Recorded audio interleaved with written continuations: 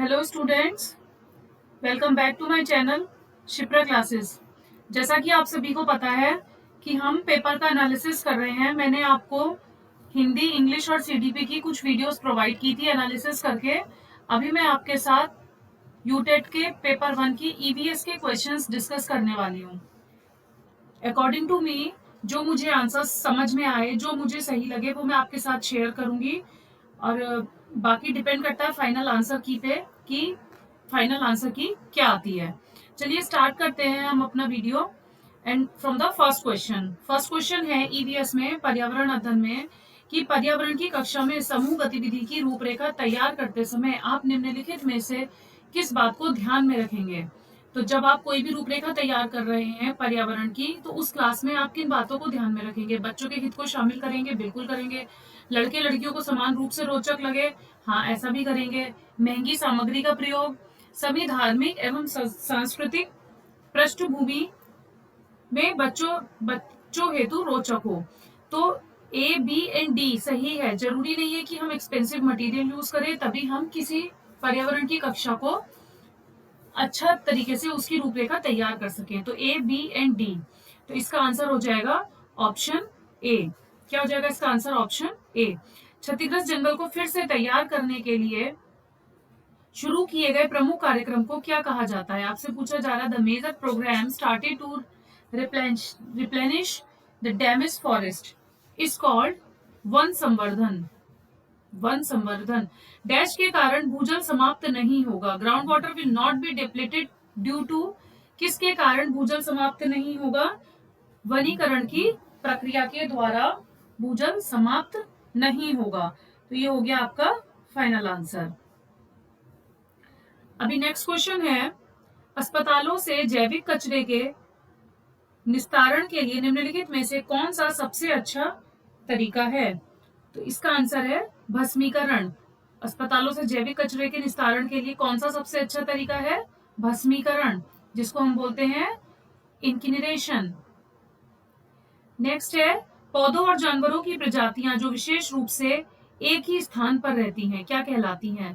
पौधे और जानवरों की प्रजातियां, species of plants and animals found exclusively in a particular area, it is called, वो क्या कहलाती हैं? एंडेमिक मीन्स स्थानिक। जो एक ही स्थान पर रहती हैं वो क्या कहलाती हैं? स्थानिक। फसलें जो बरसात में बोई जाती हैं, जो फसलें बरसात में बोई जाती हैं उनको क्या कहते हैं हम? खरीफ फसल।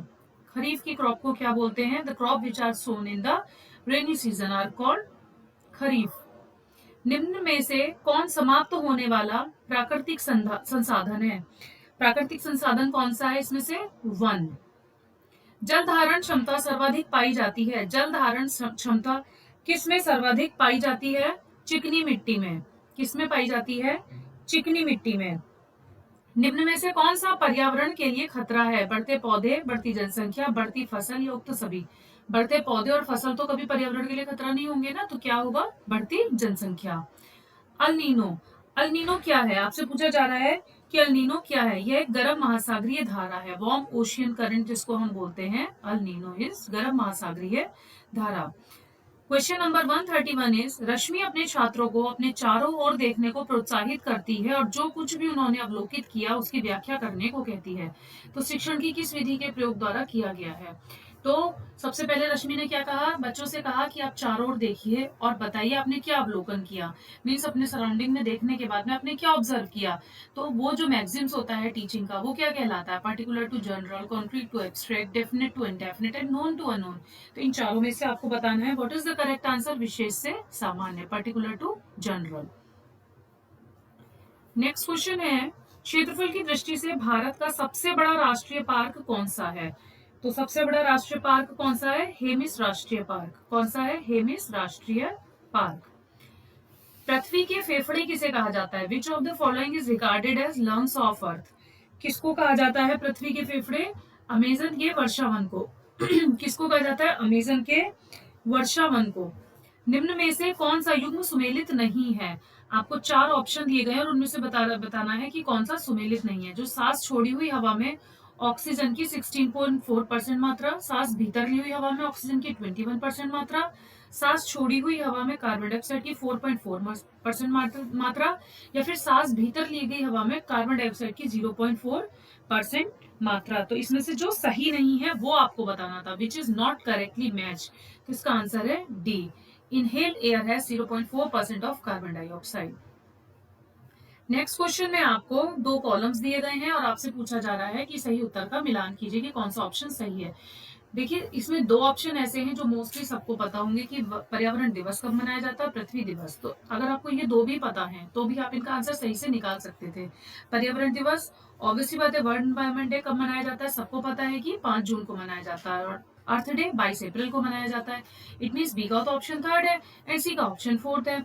तो बी का थर्ड इसमें है एंड सी का फोर्थ बी सी में है, तो हमारा आंसर क्या हो जाएगा, ऑप्शन बी। ऑप्शन क्या हो जाएगा, option B is your correct answer. Next question है, मल जल तालाब के चारों ओर कौन सा पादप लगाना चाहिए ताकि शुद्ध जलवाष्प प्राप्त की जा सके। तो इसमें आंसर क्या होगा आपका, eucalyptus. Which part plant should be planted all along the sewage pond to get pure water vapour. तो क्या है, यूकेलिप्टस। नेक्स्ट क्वेश्चन, ओजोन की मोटाई को किस इकाई में नापा जाता है। ओजोन की जो मोटाई है, thickness of ozone is measured of which of the unit. तो वो किस में नापी जाती है, वो नापी जाती है डॉप्सन यूनिट में। किस में नापी जाती है, डॉप्सन यूनिट में।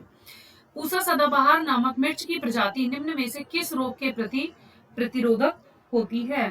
तो चिली मोजेक वायरस, तंबाकू मोजेक वायरस, पर्णकुंचन।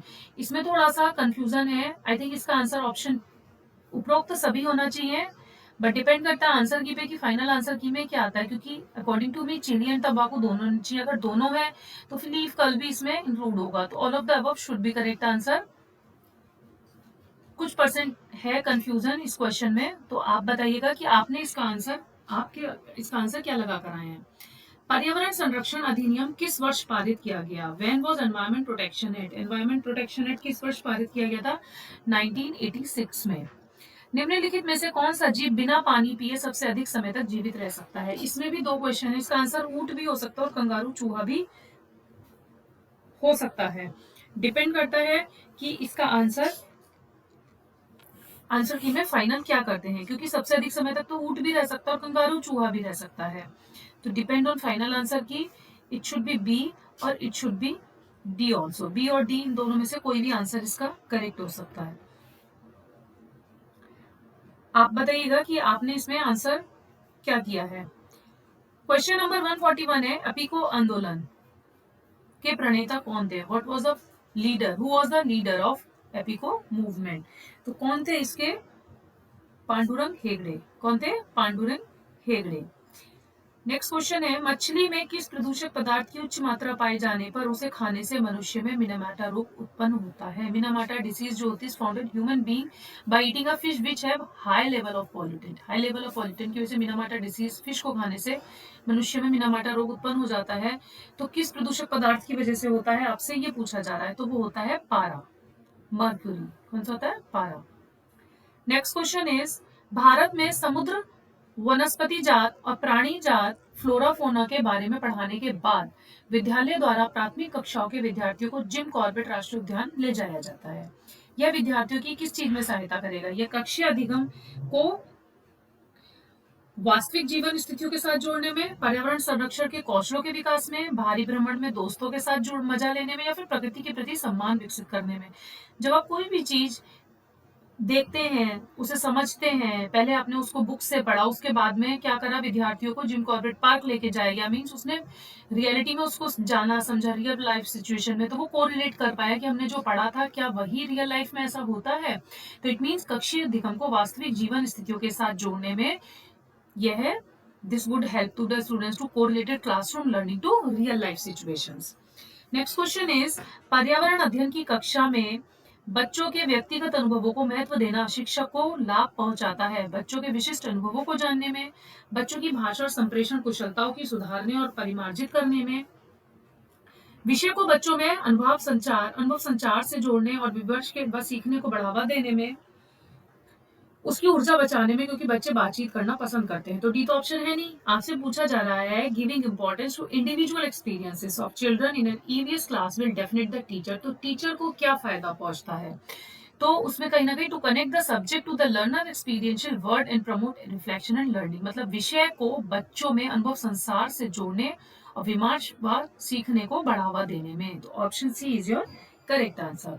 हमारे देश में निम्नलिखित स्थानों में से कौन सा ठंडा रेगिस्तान है? तो ठंडा रेगिस्तान किसको कहा जाता है? लद्दाख को। नेक्स्ट क्वेश्चन इज, पर्यावरण अध्ययन के शिक्षण अधिगम में सर्वेक्षण का उदाहरण है, उद्देश्य है। The purpose of survey in teaching learning EVS. क्या पूछा जा रहा है कि पर्यावरण अध्ययन के शिक्षक अधिगम में सर्वेक्षण का क्या उद्देश्य है? To provide an opportunity to interact with community, yes. To make children sensitive to different people, yes. To provide an opportunity to collect information first hand, yes. To use it as opportunity of assessment, yes. तो इसके options मुझे तो सारे ही ठीक लग रहे हैं, आप बताइएगा आपने इसका आंसर क्या करा, क्योंकि आपसे पूछा जा रहा है कि पर्यावरण अध्ययन के शिक्षण अधिगम में सर्वेक्षण का क्या उद्देश्य है। तो ये चारों ही चीजें पॉजिटिव पॉइंट ऑफ व्यू देती हैं, तो उनका उद्देश्य यही रहता है पर्यावरण अध्ययन में सर्वेक्षण उद्देश्य का। सतत पोषण विकास के लिए क्या करना चाहिए?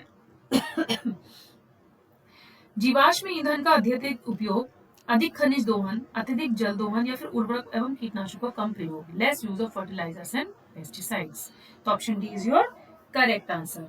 नेक्स्ट क्वेश्चन इज, किसी खाद्य श्रृंखला में सामान्यतः प्राथमिक जीव होते हैं। तो किसी खाद्य श्रृंखला में in a food chain the initial organism is usually क्या होते हैं? शाकाहारी, हर्बीवोर। क्या होते हैं? हर्बीवोर। निम्न में से कौन सा प्राकृतिक संसाधन नहीं है? स्नेक, एयर, वुडन हाउस, या फिर मैंगो ट्री। तो क्या है? वुडन हाउस, लकड़ी का मकान। It's not a natural resource. अंतर्राष्ट्रीय पर्यावरण शिक्षा कार्यक्रम international environmental education program has been launched by UNESCO. किसके द्वारा शुरू किया गया है? यूनेस्को के द्वारा। तो ये होते हैं आपके ईवीएस के पर्यावरण अध्ययन के क्वेश्चंस कंप्लीट। आप लोग टैली कीजिएगा और मुझे कमेंट करके बताइएगा आप लोगों के कितने क्वेश्चंस ईवीएस में करेक्ट हो रहे हैं। बाकी दूसरे सब्जेक्ट्स की वीडियो भी मैं आपके सामने लाने की कोशिश करूंगी। थोड़ा सा टाइम लग रहा है, बट कोशिश मेरी ये है कि मैं आपको सही आंसर्स प्रोवाइड करूं। तो इसलिए मेरे साथ बने रहिए, और अगर किसी क्वेश्चन में कोई कंफ्यूजन हो तो प्लीज मेरे साथ शेयर कीजिए। और वीडियोस पसंद आ रही हैं तो लाइक, शेयर एंड सब्सक्राइब कीजिए। Thank you for watching.